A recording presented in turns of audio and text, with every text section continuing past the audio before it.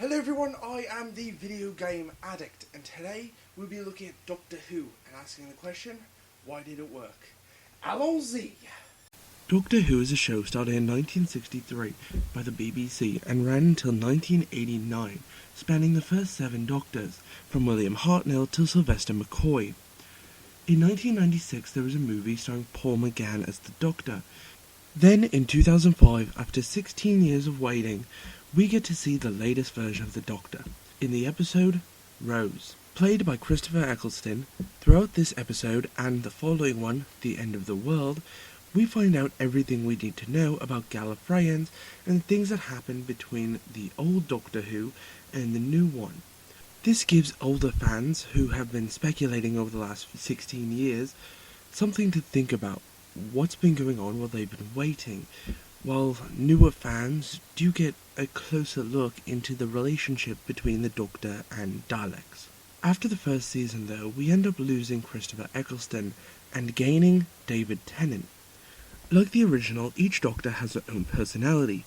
Because of David Tennant, in the second season, a lot of the action is sped up a little bit, at least in my opinion. We then go to the goofy giraffe in a bow tie, Matt Smith, which makes the show a bit funnier, and finally, right now, we have Peter Capaldi. His serious attitude and reliance more on his companion slows down the show just a bit, while still maintaining a high amount of action. So, who else is in this giant show? Well, there are the Doctors, but also Rose Tyler, Mickey, Daleks, Tree People, the repeating meme, the Face of Bo, Cybermen, Martha Jones, Donna Noble, Captain Jack, Clara Oswin Oswald 3 different times, the Ood, Rory, Amy, Rory's dad, the Master, the TARDIS, a T-Rex, a lizard person from before time and her wife, the Mistress, and just so many more aliens. Now, for the most part, this show looks like an Alien of the Week show, with a few canon episodes that cross over. However, every single episode is connected. If you watch a season beginning to end, there is an overarching storyline that doesn't get resolved until the very last episode. The best way to watch this show is from the 9th Doctor's season in Season 1 to Peter Capaldi, the 12th Doctor, that could also be considered the 13th or 14th Doctor, depending if you've seen the show or not. Now, I don't mean don't go and watch the old stuff. It is definitely worth a look. However, the show has definitely grown and become better, in my opinion, in the newer stuff compared to the old.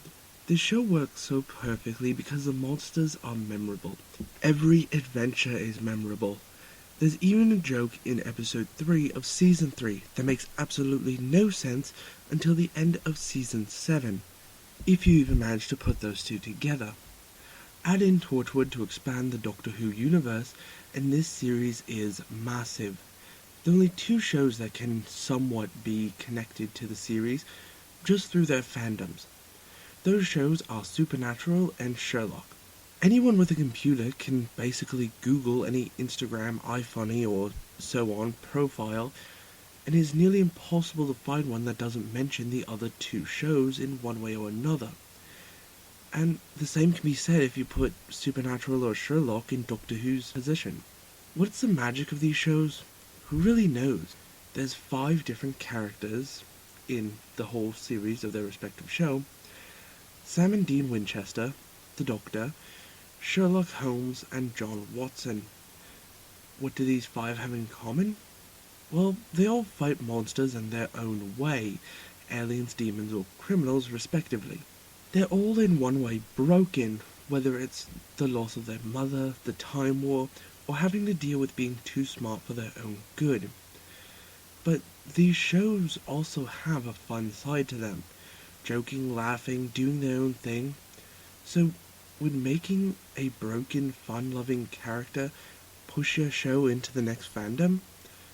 I personally couldn't tell you, but if Steven Universe manages to squeeze in, then I guess the formula works.